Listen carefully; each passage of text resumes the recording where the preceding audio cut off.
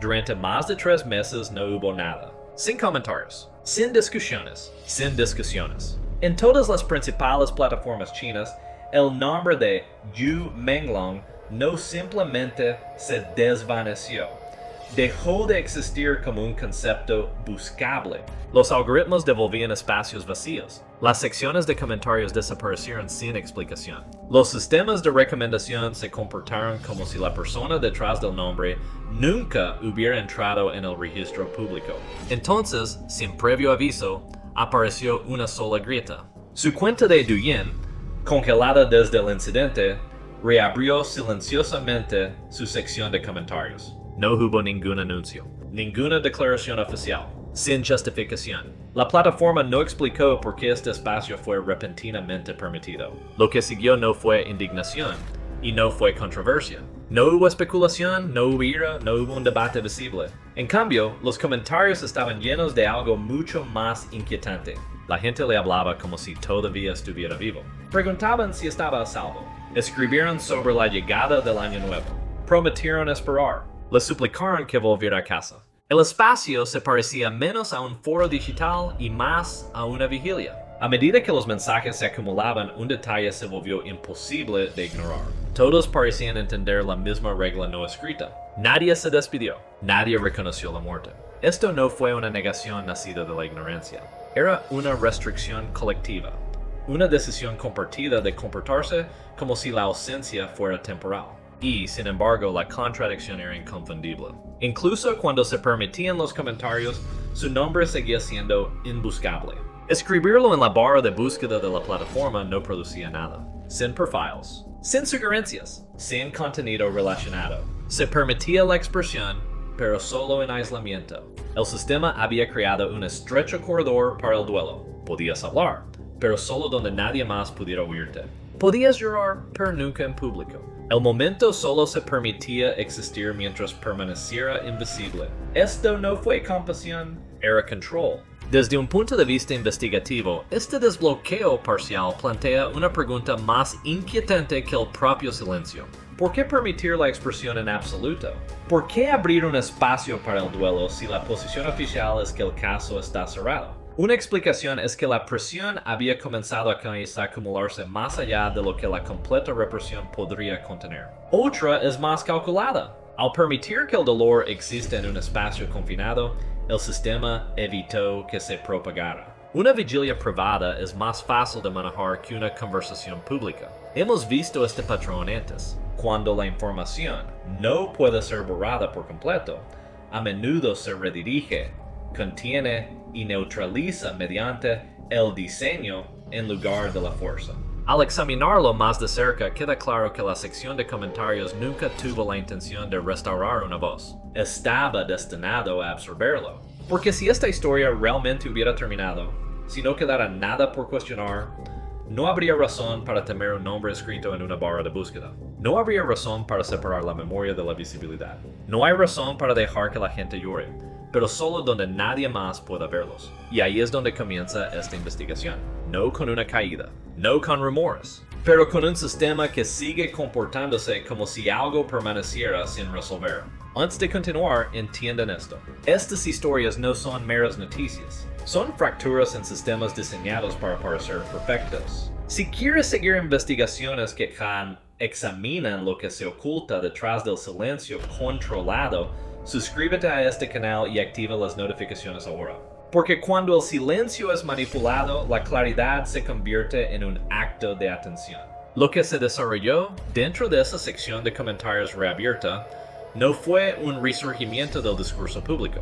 Era algo mucho más silencioso y mucho más controlado. Los mensajes aparecían uno tras otro, cada uno cuidadosamente contenido, cada uno moldeado por la conciencia de que la visibilidad en sí misma era peligrosa. No había acusaciones, ni exigencias de respuestas, ni desafíos a la autoridad.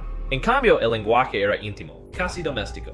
La gente preguntaba si había comido bien. Le recordaron las estaciones cambiantes. Hablaban de esperar, como si el tiempo mismo aún pudiera ser negociable. Este comportamiento no fue accidental. Reflejaba un entendimiento compartido por miles de extraños que nunca habían coordinado entre sí, pero que de alguna manera seguían las mismas reglas. No menciones la muerte, no hables de culpa, no provoques atención. El resultado fue un espacio que parecía compasivo pero funcionaba como contención. Desde fuera, la decisión de reabrir los comentarios podría interpretarse como indulgencia, una concesión a los sentimientos del público, un reconocimiento silencioso del duelo. Pero cuando se examina estructuralmente, el diseño cuenta una historia diferente. El duelo solo se permitía bajo condiciones que garantizaban que no se propagara. Los comentarios no podían ser buscados, no podían ser recomendados, no podían ser descubiertos por nadie que no estuviera buscando exactamente en el lugar correcto. Esto creó lo que solo puede describirse como un corredor de duelo permitido. Se permitía la expresión, pero solo dentro de límites que impedían la amplificación. En un sistema así, el dolor no se niega, se gestiona. La emoción no se borra, se aísla. La apariencia de la humanidad se preserva mientras su poder colectivo es neutralizado. El efecto psicológico de este arreglo es sutil pero profundo. Aquellos que desean hablar reciben solo el espacio suficiente para liberar presión, pero no lo suficiente para generar impulso. Desalienta la escalada. Transforma lo que podría haberse convertido en un ajuste de cuentas compartido en una serie de despedidas privadas que nunca se encuentran. Cada comentario existe solo, separado de los demás por diseño, incapaz de acumularse en algo más grande que él mismo. Esta no es una estrategia nueva. En entornos de información estrictamente controlados, el control rara vez depende del silencio absoluto. La eliminación completa suele ser contraproducente, invita la resistencia, agudiza la atención.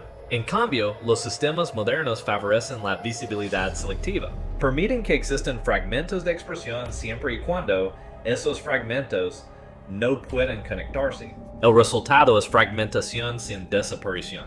En este caso, la fragmentación era inconfundible. Mientras la sección de comentarios respiraba en silencio, el ecosistema más amplio permanecía sellado. Las búsquedas no devolvieron nada. Las referencias externas fueron eliminadas. Los algoritmos continuaron comportándose como si el nombre en sí fuera un vector de riesgo. La memoria solo se permitía cuando se le despojaba de su alcance. La contradicción plantea una pregunta obvia. Si la narrativa oficial está completa, ¿por qué mantener tal precisión?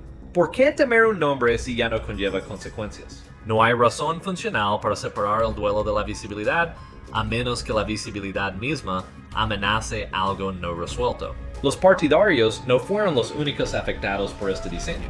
Los observadores neutrales, los periodistas e incluso los espectadores ocasionales se encontraron con la misma barrera. La curiosidad no se enfrentó a los hechos, sino a la ausencia. El sistema no dijo, aquí está lo que pasó. No dijo nada en absoluto. Y, sin embargo, trabajaba continuamente en segundo plano para asegurarse de que los demás tampoco dijeran nada. Aquí es donde la distinción entre silencio y control se vuelve crítica. El silencio implica una falta de sonido. El control implica intención. Lo que ocurrió aquí no fue un vacío, sino un entorno curado. Cada elección técnica comunicaba un límite. Habla en voz baja. Habla en privado. Habla sin conectar tu voz con la de los demás. Para muchos, esto produjo una extraña disonancia emocional. Se les permitía sentir, pero no recordar juntos. Permitidos para llorar, pero no para preguntar por qué. Permitido hablar, pero no ser escuchado.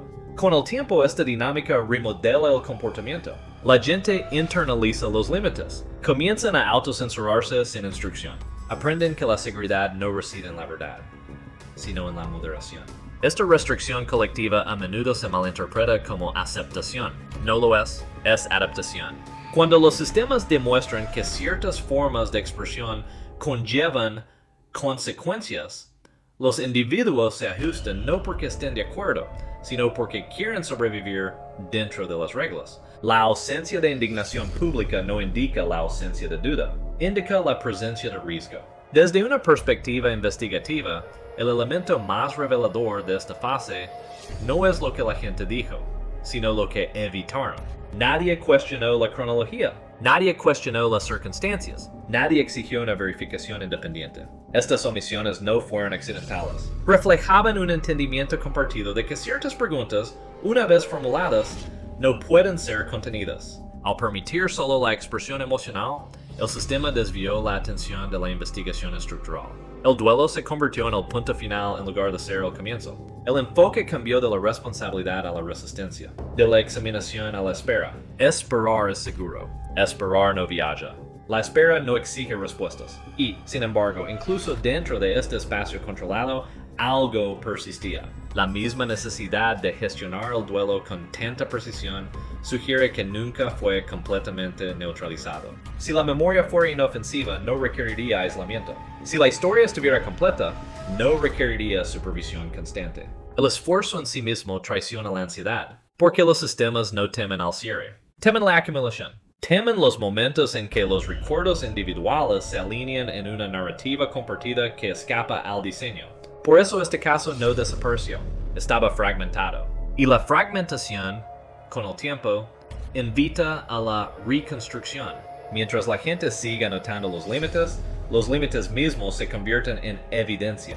Cada restricción llama la atención sobre lo que está más allá de ella. Cada acto de contención plantea la misma pregunta sin resolver. ¿Qué pasaría si se permitiera que estas voces se encontraran? Esa pregunta no acusa, persiste. Y la persistencia en entornos como este nunca es accidental. En la industria del entretenimiento moderna, la presencia de un doble de cuerpo no es ni rara ni sospechosa. Los dobles existen para absorber el riesgo, para realizar movimientos peligrosos y para preservar el cuerpo comercializable de un artista cuyo valor se extiende mucho más allá de una sola producción. Bajo circunstancias normales, son invisibles. Aparecen brevemente si es que aparecen y desaparecen sin consecuencias. Su propósito es la protección. Sin embargo, en circunstancias anormales, esa misma invisibilidad puede complicar todo. En los días posteriores al incidente que involucró a Yu Menglong, comenzó a circular un rumor que transformó un estándar de la industria en algo mucho más inquietante. Según esta teoría, la persona que cayó del edificio ese día podría no haber sido el propio actor, sino un reemplazo utilizado para desviar la atención y cerrar la narrativa. A primera vista, la afirmación parece extrema, carece de evidencia directa, se basa en la interpretación en lugar de en pruebas. Por esa razón sola, debe ser tratado con precaución. Sin embargo, el rumor no surgió en aislamiento. Creció en un entorno informativo definido por la censura, el silencio y una larga ausencia de transparencia institucional. Cuando las narrativas oficiales se sienten incompletas, la especulación no necesita estímulo. Llena los vacíos por sí sola. Lo que distinguía esta teoría de muchas otras no era su valor de impacto, sino la manera metódica en que se argumentaba. Los observadores en línea no comenzaron afirmando una conclusión. Comenzaron examinando el poco material visual que estaba disponible. Las fotografías de baja resolución tomadas en la escena se convirtieron en el foco de un intenso escrutinio.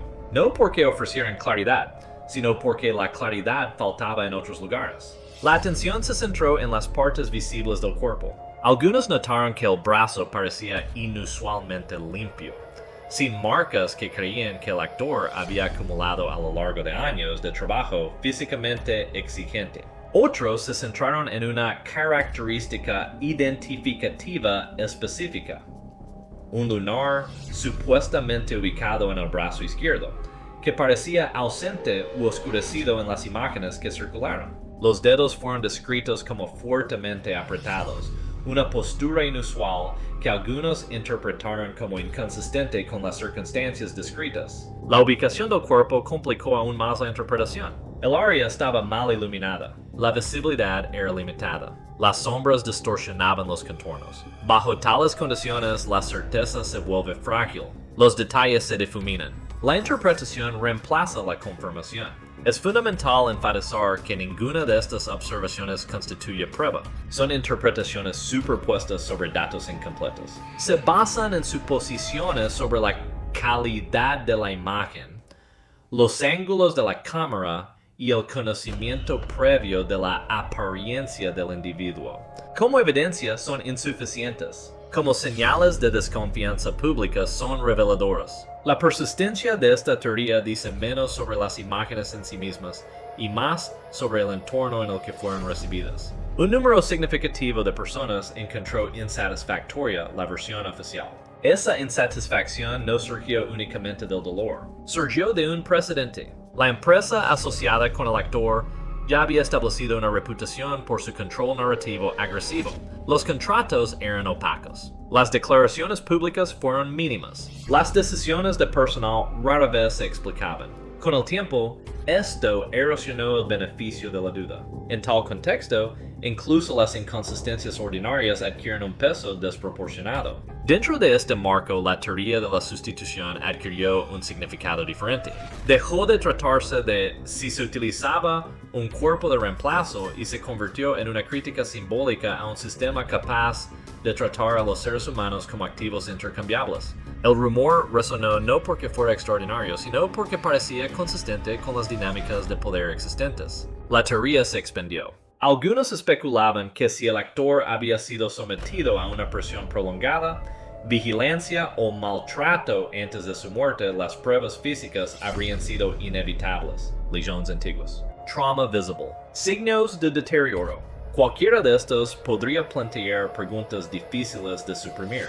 Un cuerpo de reemplazo en este razonamiento eliminaría esas preguntas por completo. Otros extendieron aún más la hipótesis, sugiriendo que el actor pudo haber sido trasladado entre diferentes lugares en los días previos al incidente, lejos de la vista pública, y que la caída en sí misma fue un montaje para dar fin a una situación ya inestable. Estas afirmaciones siguen sin verificarse.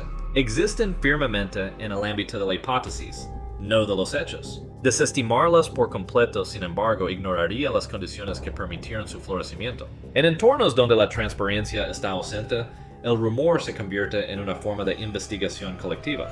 Las personas ponen a prueba las ideas entre sí, buscando coherencia donde las explicaciones oficiales se sienten incompletas. El objetivo no es la certeza, sino la plausibilidad. La teoría de la sustitución persiste no porque esté probada, sino porque se alinea con un patrón más amplio. En industrias donde los contratos pueden obligar a los menores, donde los ingresos personales son controlados por agencias y donde la presencia pública puede ser borrada algorítmicamente, la idea de que una persona podría ser reemplazada no parece imposible.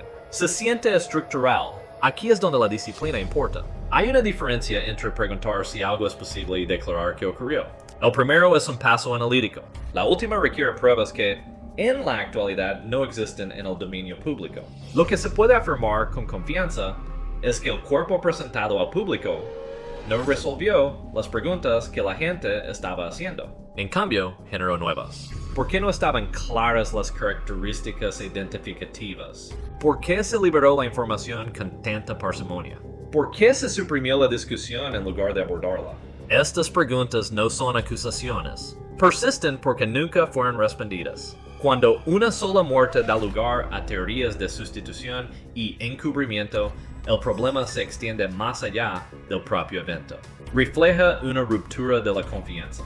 En tales casos, la ausencia de claridad se vuelve más desestabilizadora que cualquier rumor.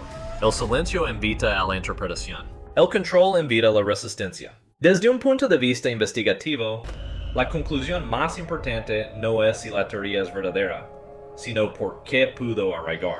Esa respuesta no está en las imágenes, sino en el sistema que las enmarcó. Un sistema confiado en su narrativa no teme el escrutinio. Aclara, contextualiza, permite que surjan preguntas y las responde directamente. Un sistema que restringe la discusión mientras ofrece información mínima señala vulnerabilidad, no autoridad. El cuerpo que cayó no cerró la historia. Se convirtió en otro elemento no resuelto dentro de ella.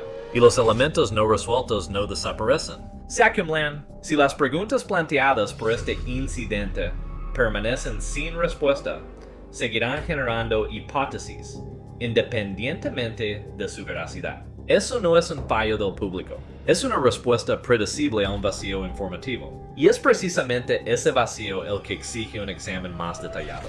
Antes de que el incidente se convirtiera en un titular, antes de que la especulación se endureciera en rumor, ya había señales de que algo estaba mal.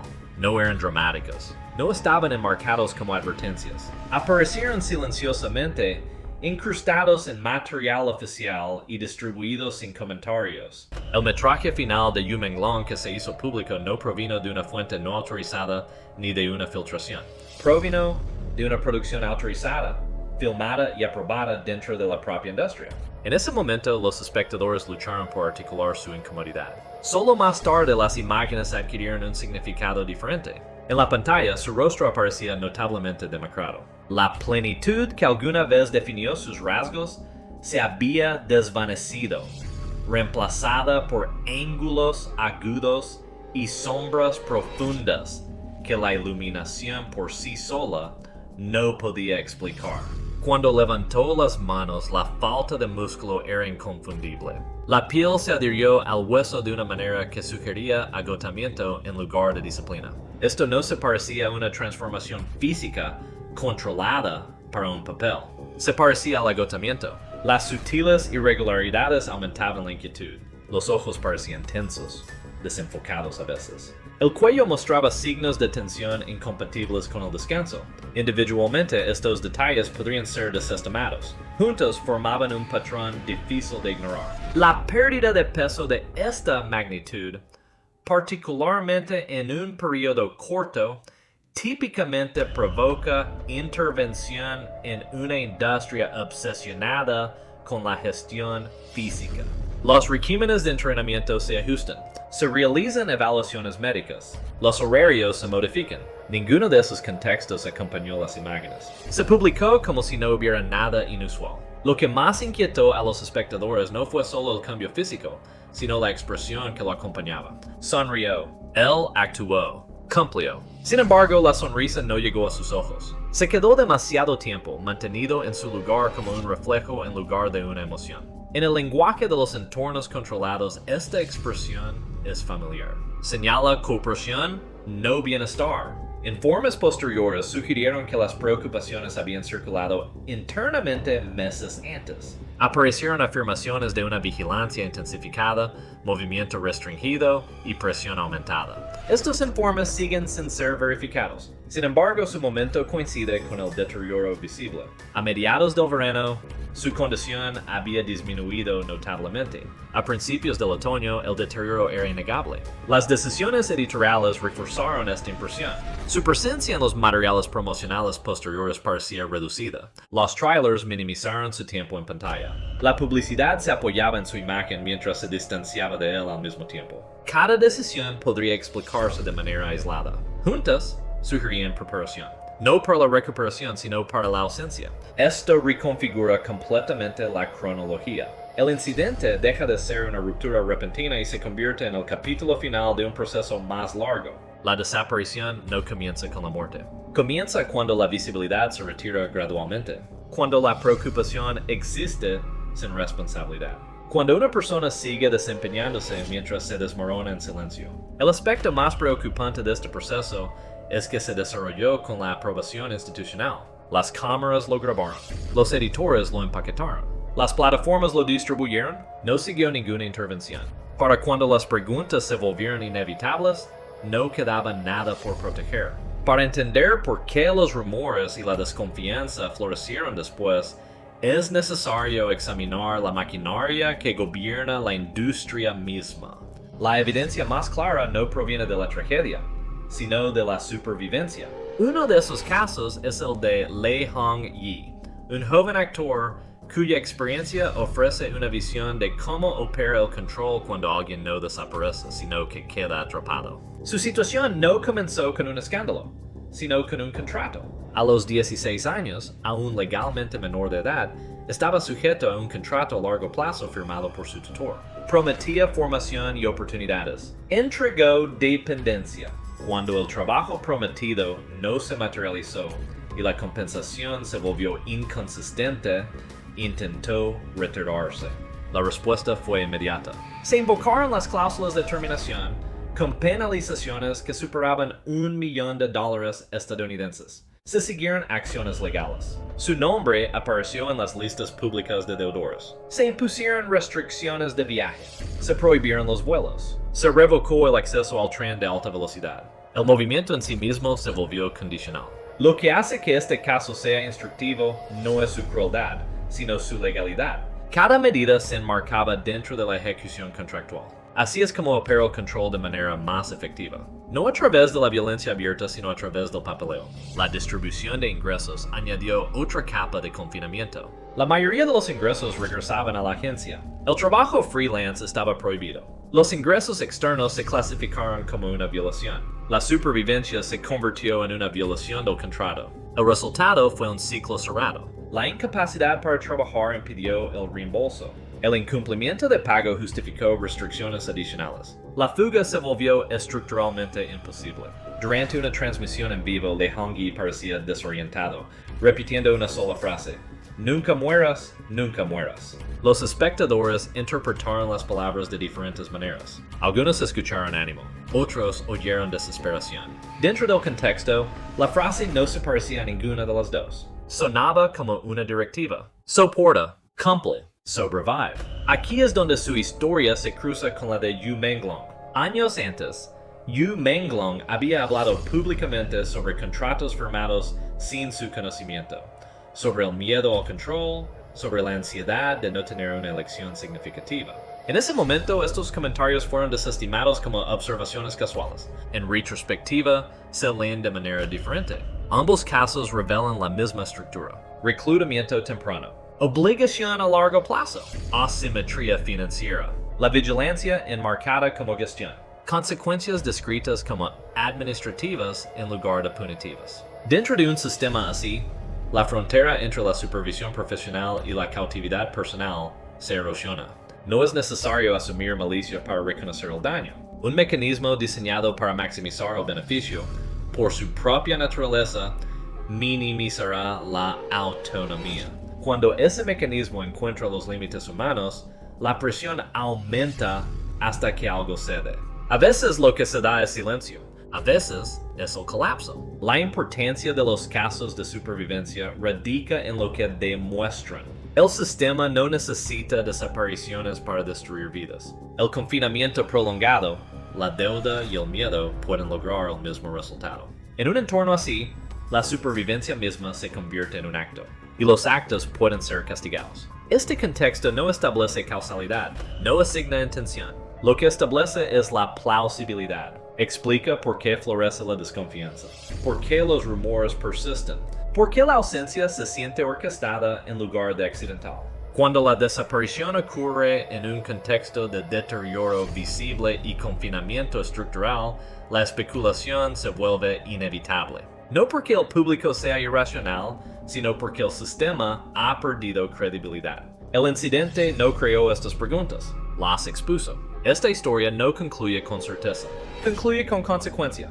Ninguna sentencia judicial ha proporcionado respuestas definitivas. Ninguna investigación independiente ha producido un registro público completo. Ninguna declaración oficial ha abordado las contradicciones que continúan rodeando la desaparición de Yu Menglong. Y, sin embargo, a pesar de la ausencia de un cierre formal, el sistema sigue comportándose como si algo siguiera en riesgo. Ese riesgo no es legal, es reputacional. Si el asunto estuviera resuelto sin lugar a dudas, no habría necesidad de restricciones prolongadas. No hay necesidad de fragmentar la visibilidad. No es necesario gestionar el duelo con tanta precisión.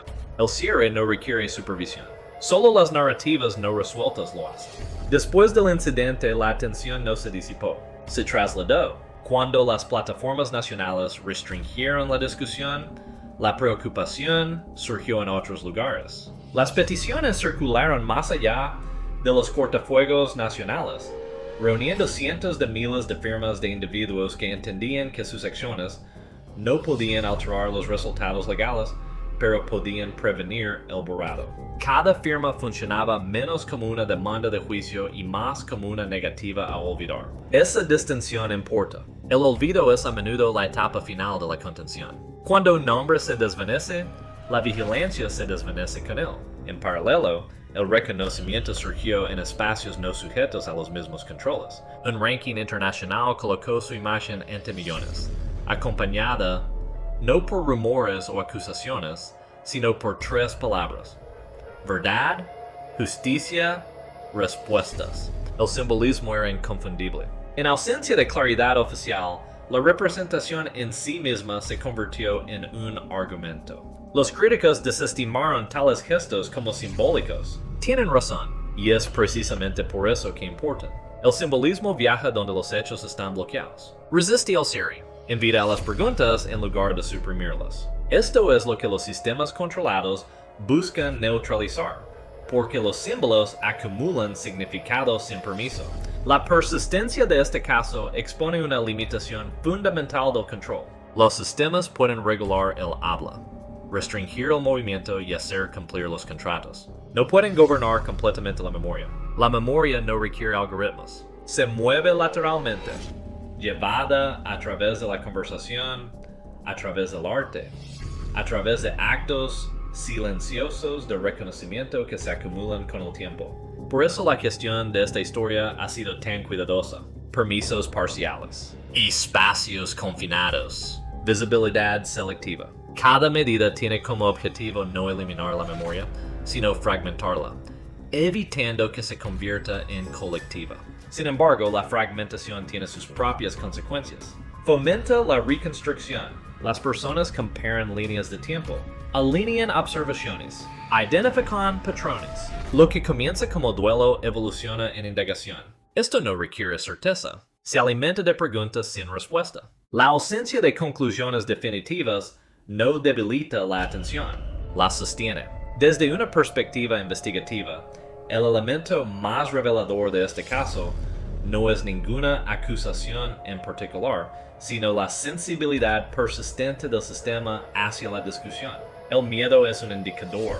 Cuando las restricciones persisten mucho después del cierre oficial, indican una vulnerabilidad no resuelta. No necesariamente de mala conducta, sino de exposición. Institucionalmente, existe el riesgo de que un examen más profundo pueda iluminar prácticas estructurales que sería mejor dejar sin examinar.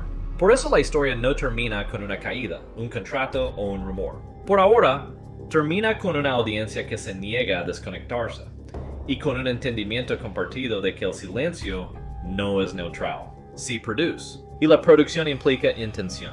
En tales entornos, recordar se convierte en una forma de evidencia. No evidencia de culpabilidad o inocencia, sino evidencia de resistencia. Preserva la posibilidad de que algún día la claridad pueda reemplazar la especulación.